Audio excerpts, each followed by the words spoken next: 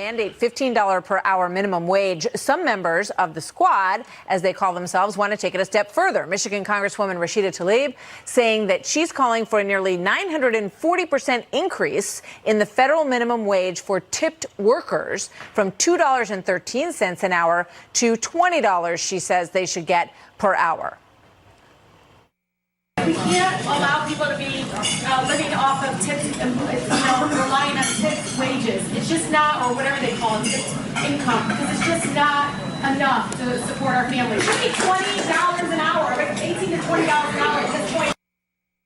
Here now, Charlie Kirk, founder and president of Turning Point USA and a best-selling author, and Rochelle Ritchie, Democratic strategist and former press secretary for the House Democrats. Great to have both of you with us this evening. Let me start with you, Charlie. What's your response to Rashida Tlaib and her squad cohorts? Sure. Well, the numbers, when you actually look at raising minimum wage, it might feel good and sound good, but really we've seen what happened in New York City. 75% of restaurants have had to cut hours and cut back staff because of a raise in the minimum wage. The Congressional Budget Office estimates that 3.7 million jobs would be lost if the federal minimum wage went up to $15 an hour, let alone $20 an hour. And not to mention, prices just go up. It's the consumer that ends up having to pay more, and then it's the middle class and lower class workers, entry-level positions, that get cut when you raise the minimum wage. And it's a burden on the middle class and the lower middle class workers. So Alexandria Ocasio-Cortez watched a segment about this on Fox and Friends the other day, and then she tweeted this: "I've waited tables and I've interviewed on live TV. Going on TV can be stressful, but restaurant shifts are much, much harder.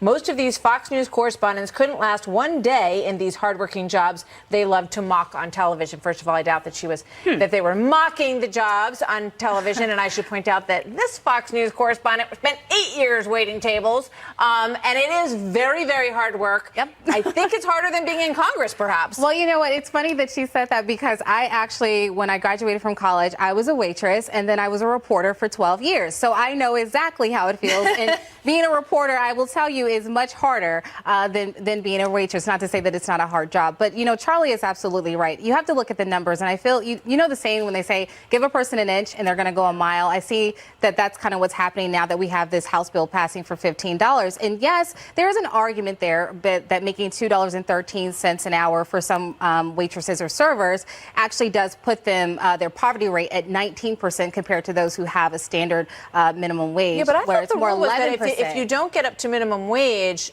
with your tips, then they have to get you to minimum wage. That's the way it was when I was a waitress. Yeah, so they're not getting $2.13 an hour. They're getting minimum more. wage an hour. And then you also have to think about this. The IRS actually says that 40% of tips go unreported. So we really don't know what the numbers are. I think we have to slow down and see if the $15 actually gets through the Senate or whatever. If the $15 does, how does that impact us, and do we have room to do more? Yeah. I wonder how hard, some members of Congress work very hard.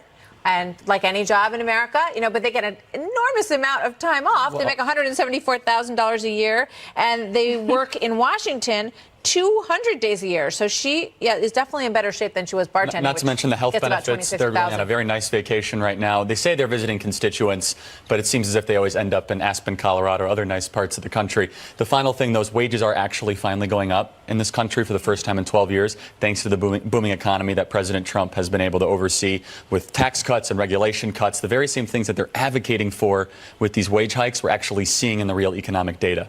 Yeah, that's the question that is raised by this. Do you eliminate jobs, Rochelle, when you force companies to raise the minimum wage? And it seems like the numbers back that up. And really, the whole idea with minimum wage is that it's for a short time, right? Yeah. I mean, that's your first job, and then you want to make more money after. Yeah, I mean, you go from making 20, then you want to make 30, then you want to make 40. I mean, it just continuously grows. But I read an interesting article by a gentleman named Frank Hill, and he talked about how when he went to a Seattle restaurant where they actually have this $15 for every employee, that on his bill it was a 20% service charge because the restaurant does not make enough money to pay that much per hour. So what's going to end up happening? The restaurant is going to go out of business. And I live here in New York City. I'm already paying $15 for a glass of wine when I can go get a bottle for $15. And I don't like the mandatory tip. I think it should be like good service. You should get a bigger tip. That's what always motivated me. Yeah. Thanks, you guys.